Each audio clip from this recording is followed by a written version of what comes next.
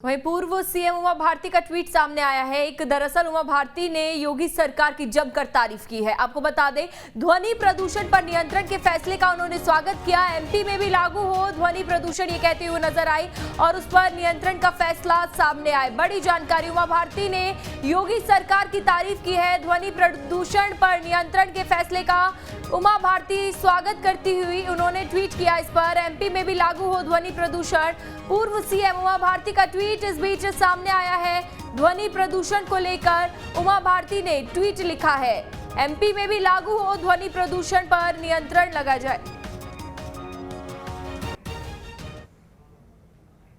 तो उमा भारती ने इस पर ट्वीट करते हुए दरअसल ये लिखा है कि उत्तर प्रदेश की योगी आदित्यनाथ जी की सरकार के द्वारा ध्वनि प्रदूषण पर नियंत्रण के लिए लिया गया नीतिगत निर्णय अभिनंदनीय है।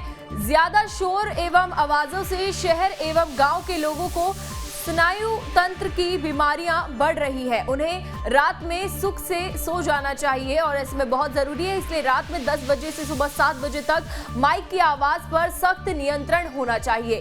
सार्वजनिक कार्यक्रमों के लिए ध्वनि विस्तारक यंत्रों की आवाज की अनुमति इसी शर्त पर मिलनी चाहिए कि वह आवाज इतने ही लोग सुनेंगे जो वहां बैठे हुए हैं। इसमें धर्म का भेदभाव ना हो। अस्पताल और स्कूल इन आवाजों से डिस्टर्ब हो रहे हैं। घरों में रहने वाले विद्यार्थी एवं अस्वस्थ या वृद्ध लोगों को इस शोर एवं आवाजों से उनकी तकलीफ बढ़ रही है। बारातों के डीजे या किसी भी जुलूस के शोर का एक समय तय हो एवं आवाज की सीमित सीमा तय हो, तभी हम स्वस्थ समाज की रचना में योगदान दे पाएंगे। हम भी मध्य प्रदेश में इस प्रकार का निर्णय लें।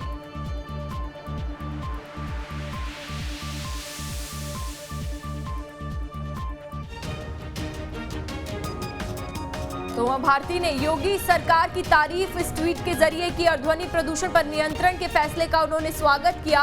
एमपी में भी लागू हो ध्वनि प्रदूषण, उमा भारती ने ट्वीट करके ये कहा है और तारीफ करी है। ट्वीट के जरिए सीएम योगी आदित्यनाथ की और योगी सरकार की ध्वनि प्रदूषण पर नियंत्रण फैसले का स्वागत उन्होंने किया। एमपी में भी लागू हो ध्वनि प्रदूषण पर नियंत्रण का फैसला, उमा भारती ने की योगी सरकार की तारीफ।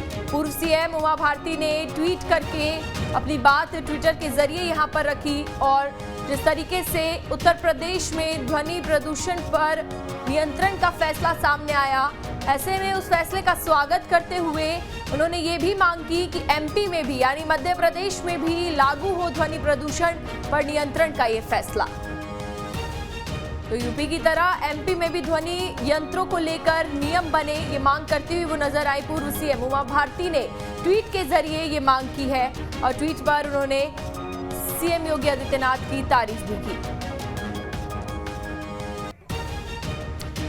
नितेंद्र हमारे सहयोगी ज्यादा जानकारी के लिए हमारे साथ जुड़ गए हैं। नितेंद्र, देखिए, उमा भारती ने जिस तरीके से ट्वीट किया है, योगी सरकार की उन्होंने तारीफ करी, लेकिन एक दूसरी तरफ एमपी में वो ध्वनि प्रदूषण को लेकर लगातार मांग कर रही है। क्या कुछ कहेंगे?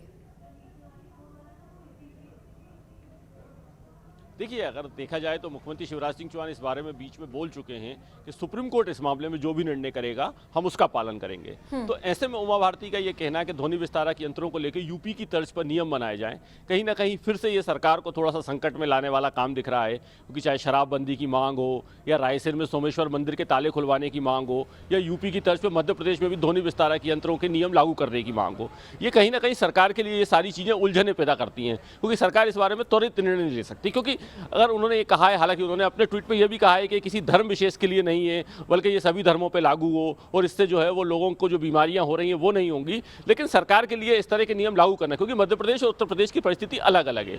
यदि आप देखें तो मध्य प्रदेश में उस तरह की कई चीज़ें नहीं होती जो उत्तर प्रदेश में होती हैं। उत्तर प्रदेश में जब माफियाओं पर कार्रवाई हुई या उत्तर प्रदेश में बुलडोजर चला तो उस अभियान को लेकर चारों तरफ से प्रशंसा हुई, क्योंकि वहाँ बड़े माफिया, लेकिन मध्य प्रदेश में ऐसा नहीं है। तो इसीलिए उत्तर प्रदेश में अजान को लेकर इस तरह को लेकर कोई विवाद था हो रही है नितेंद्र, और ऐसे में बुलडोजर यूपी में चला, फिर उसके बाद एमपी में भी बुलडोजर चला। लेकिन अब ध्वनि प्रदूषण पर नियंत्रण की जो बात चल रही है, खरगोन में जिस तरीके से हिंसा हुई, अगर इस मांग को कहीं ना कहीं माना जाता है और नियम बनाए जाने की अगर सोचा भी जाता है, तो खरगोन में जिस तरीके से हिंसा हुई, क्या मामला ऐसा खरगोन में फिर से बढ़ता हुआ नजर नहीं आएगा इसकी वजह से? देखिए, अगर इस मामले को उन्होंने जो कहा है, उन्होंने कहा है कि इसको धर्म से परे रखा जाए, लेकिन जब भी इस मामले में नियम लागू किए जाएंगे तो फिर यही कहा जाएगा कि आप एक विशेष धर्म पर, सरकार पर यही बात आएगी कि आप एक वर्ग को टारगेट कर रहे हैं। तो सरकार खरगोन में जिस तरीके से अभी हिंसा हुई है और उसके बाद भी कई तरह के सवाल खड़े हुए हैं, सरकार अभी ऐसा कोई रिस्क नहीं लेना चाहेगी कि कोई नया नियम लागू करे या कोई ऐसी नई उलझन अपने लिए पैदा करें जिसमें सरकार पर सवाल खड़े हों कि आप किसी धर्म को टारगेट कर रहे हैं, आप किसी वर्ग को टारगेट कर रहे हैं। तो सरकार अभी इन चीजों से बचना चाहेगी मध्य प्रदेश में, क्योंकि अभी भी कई तरह के सवाल खड़े हो रहे हैं। तो कोई नया ऐसा कुछ नियम लागू किया जाए जिससे और लोग खड़े हों या और सवाल खड़े हों, इससे फिलहाल मुझे लगता है मध्य प्रदेश में सरकार बचना चाहेगी। इसलिए सीएम बार बार इस बात को कह चुके हैं। उनसे पहले भी इस बात को पूछा गया था जब यह बात देश में उठी थी, तो उन्होंने कहा कि इस बारे में वही लागू किया जाएगा नियम जो सुप्रीम कोर्ट आदेश करेगा। तो इससे उनका साफ दिखाई दे रहा है कि वो इस मामले में राज्य सरकार कोई नियम बनाकर निर्णय ले, ऐसे मूड में दिखाई नहीं दे रहा है। नितेंद्र, तमाम जानकारी के लिए।